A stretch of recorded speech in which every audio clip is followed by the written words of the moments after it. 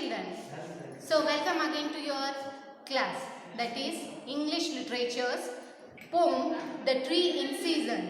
Here, as you have already aware or the class what we have conducted, you have got your textbook, so open your textbook and the poem number 3, that is The Tree in the Season, we will do it to the page number 43.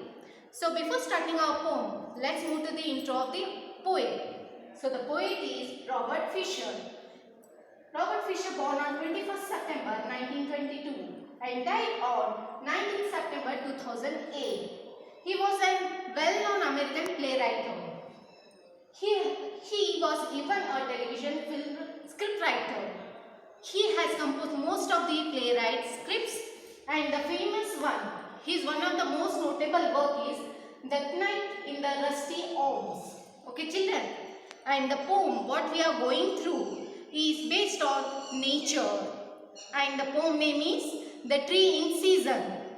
Okay children, here the poet is comparing human being to this tree. Okay, how human beings change their feelings, emotions according to the situation.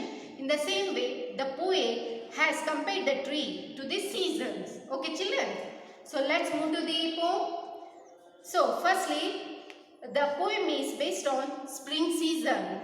Okay children, as every time I do, first reading, then explanation. Okay, so let us begin. Spring. The trees hums quietly to itself. The lullaby to the birds bursting with baby leaves. Its branches ride the winds, and in all its new green glory, the trees begins to it singing. See, now here the poem or the poetic device used in this poem is in three forms. So firstly, the poetic device is the enjambment. So I have taught you in the last class what enjambment is. So enjambment means the stanza which has continuation, the line which has complete continuation to one another. Okay children. So there is no full stop, comma, as we say the punctuation marks at all. Okay children, this is first poetic device and the second is comparison. And what figure of speech is used here? Personification. What does it mean? The things which are been compared to one another in imaginary form. Okay. So first, before starting the explanation, let me move toward the meanings what I have explained in this stanza. So the first meaning is the word which you have come through, quietly. It means in a quiet manner or silently. So the second meaning is in the second line, that is lullaby, a quiet gentle song sung to make a child to sleep. Bursting, to break or to move suddenly in a particular direction, often using force. So here the poet has used this word to make the tree branches or the leaves to move forcefully from the air. Okay children. And the next is branches. One of the main part of the tree that grows out of the thick central part. Okay children. So here we have come to the first stanza and these are the meanings. So according to the poem, in the spring season the tree is quite happy and is full of life. Why?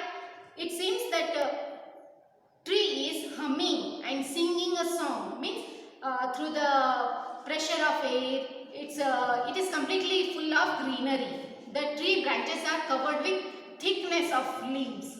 Okay, so which moves here and there, and many new plants leaves take birth as the babies. So the big tree which has the new born leaves, it makes it to sleep when it moves itself from the blow of air wind. Okay. And that sound, the air sound is found as the song. Okay. As I have used here the word lullaby which is given in textbook. So what it means? When a mother sang a song to make her baby to sleep. When you were small, you might have noticed, or anyone your younger brother or sister, how your mother used to make them to sleep. by singing song. Is it or not? Those cradle songs are called as lullaby, what we call lori. Okay, so let's move to the second stanza. Summer, the tree stretches in the sun. It knows the birds that fly, the bees that run, climb and jump from its heavy loaded branches. It yawns and digs its roots deep into the still center of the spinning earth. So, now this second stanza is about summer season, children. Okay. So, the same poetic devices are used here. What is the first poetic device I have taught you in this class? Enjambment. There is continuation here also in this stanza. Okay, at the end of any line, there is no full stop, no comma, no hyphen mark. Okay, so this is enjambment device. And the second, same personification. Okay, children. And the rhyming scheme is being followed one after the other. Okay, children. So let's move first to the meanings, then to the explanation. So stretch means extend one's body or part of the body. Here the body means the part of the tree. Okay. Bees, old-fashioned or formal animals, especially ones that are large and dangerous. Spinning, rotate rapidly. Means spinning means here when you might have seen the top of fan, how it rotates. So that is called spinning. Okay, children. Now in this second stanza, particularly about summer. So we commonly we say summer means only the hottest or the humidity season. But even this season is the best for the trees. Okay, children. Here when sun rises, the trees or the plants, it stretch its arm toward the sun or sun rays. You might have seen the sunflower. When sun rises, the sunflower rotates to its rays.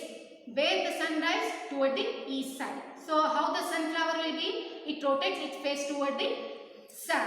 In the same way, each and every tree, plants, they spread their arms. They stretch their arms. Okay. And the season when the leaf will get completely strong, it shines. You might have noticed, you might have seen how the trees will shine. It color changes according to the season. Okay, children. So the greenery will be seen everywhere. So in this form, when the tree is bulged, it is covered with leaves and the branches are grown heavily. The birds, they fly, they sing. They found their home, house in that particular tree. Is it or not? And even we get the special fruits in this season. So you all are aware. What is that special fruit? Yeah, the king of fruit. Which is that? Our national fruit it is. That is mango. We will get in this summer season only. Okay, children. So almost all birds and animals, they form their homes in this particular season. And in this way, in summer season also, most of the things go bright. And here, according to these lines, the birds, the germs, the insects, those all will have shelter in these trees. They run, they climb, they jump, they sing. Okay, and even these trees, they yawn, means they spread their arms, their roots. They go deeper to the earth. Okay, the earth, which is one of the form of spinning ball here. Okay, you all are aware, our earth rotates. Is it or not?